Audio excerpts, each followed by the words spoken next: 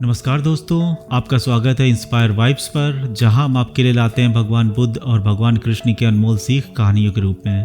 तो चलिए शुरू करते हैं आज की कहानी। एक समय की बात है जब गौतम बुद्ध अपने शिष्यों के साथ एक छोटे से गांव में निवास कर रहे थे। इस गांव में एक युवक रहता था जिसका नाम आनंद था। आनंद एक साधारण व्यक्ति था, लेकिन उसका मन हमेशा चिंताओं और भय से भरा रहता था। वह जीवन की समस्याओं और संघर्षों से इतना त्रस्त हो गया था कि उसे अपनी क्षमताओं पर भी शक होने लगा था। एक दिन आनंद ने सुना कि गौतम बुद्ध गांव में आए हैं और लोगों को अपनी शिक्षाओं से मार्गदर्शन दे रहे हैं। उसने सोचा कि शायद बुद्ध उसे उसकी समस्याओं का समाधान दे सकते हैं। वह बुद्ध से मिलने के लिए गया और अपनी सभी चिंताएं उनके सामने रख दी।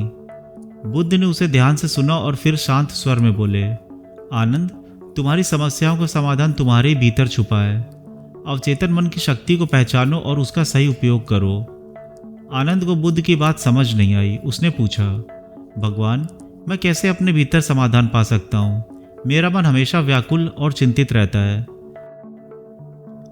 बुद्ध ने मुस्कुराते हुए कहा, आनंद, तुम जो सोचते हो वही बन जाते हो।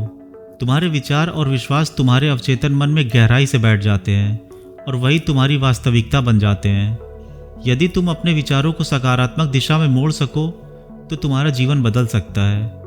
आनंद को अभी भी पूरी तरह समझ में नहीं आया था कि बुद्ध क्या कह रहे थे। बुद्ध ने उसे एक कहानी सुनाई। उन्होंने कहा, एक समय की बात है, एक किसान जो अपने खेतों में बहुत मेहनत करता था, लेकिन उसके खेत में एक समस्या थी। उसके बीज ठीक से नहीं उगते थे। उसने हर संभव प्रयास किया, लेकिन उसे सफलता नहीं मिली। एक दिन उसने एक ज्ञानी व्यक्ति से सलाह ली। उस व्यक्ति ने किसान से कहा कि बीज बोने से पहले उसे अपनी मिट्टी को अच्छी तरह से तैयार करना होगा। यदि मिट्टी अच्छी तरह से तैयार होगी तो बीज स्वतः ही उग जाएंगे। बुद्ध ने समझाया, आनंद, तुम्हारा मन भी उसी मिट्टी की तरह है। यदि तुम अपने मन को अच्छी तरह से तैयार करोगे तो तुम्हारे विचार और विश्वास बीज की तरह उगने लगेंगे और तुम्हें सफलता मिलेगी। आनंद ने बुद्ध की बात को ध्यान से सुना और उसने ठान लिया कि वह अपने मन को सकारात्मक दिशा में मोड़ेगा। उसने नियमित रूप से ध्यान करना शुरू किया और अपने विचारों को सकारात्मक और प्रेरणादायक बनाने का प्रयास किया। धीरे धीरे उसने अपने भीतर एक नई ऊर्जा और आत्मविश्वास महसूस किया। कुछ समय बाद आनंद ने पाया कि उसकी चिंताएं और भय कम हो गए थे। उसका मन अब अधिक शांति और स्थिरता में था। उसने महसूस किया कि उसकी समस्याओं का समाधान वास्तव में उसके ही भीतर था। उसके जीवन में धीरे धीरे सुधार होने लगा और वह अधिक खुश और संतुष्ट महसूस करने लगा। आनंद ने अपने अनुभवों को अपने दोस्तों और परिवारों के साथ साझा किया। उसने उन्हें बताया कि कैसे उसने अपने अवचेतन मन की शक्ति का उपयोग करके अपने जीवन को बदला है।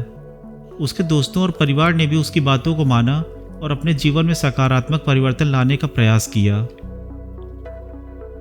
गांव में धीरे धीरे एक सकारात्मक परिवर्तन आने लगा। लोग अधिक खुश और संतुष्ट महसूस करने लगे। उन्होंने सीखा कि उनके अवचेतन मन की शक्ति कितनी महान है और कैसे वे अपने विचारों को सकारात्मक दिशा में मोड़ सकते हैं। आनंद ने एक दिन बुद्ध से मिलकर धन्यवाद कहा। उसने कहा, भगवान, आपकी शिक्षाओं ने मेरी पूरी जिंदगी बदल दी। अब मैं जानता हूँ कि अवचेतन मन की शक्ति कितनी महत्वपूर्ण है और कैसे मैं इसे अपने जीवन में सही दिशा में उपयोग कर सकता हूँ।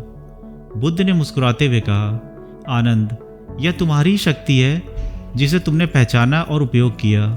मैं केवल मार्गदर्शन दे सकता हूँ, लेकिन असली परिवर्तन तुम्हारे भीतर से ही आता है। सदा इस शक्ति को पहचानते रहो और अपने जीवन को सकारात्मक और प्रेरणादायक बनाते रहो। आनंद ने बुद्ध की बातों को अपने जीवन का हिस्सा बना लिया और उसने अपनी नई प्राप्त शांति और संतोष को हर दिन महसूस किया। उसके जीवन में आए इस परिवर्तन ने उसे सिखाया कि अवचेतन मन की शक्ति वास्तव में कितनी अद्भुत और महत्वपूर्ण है।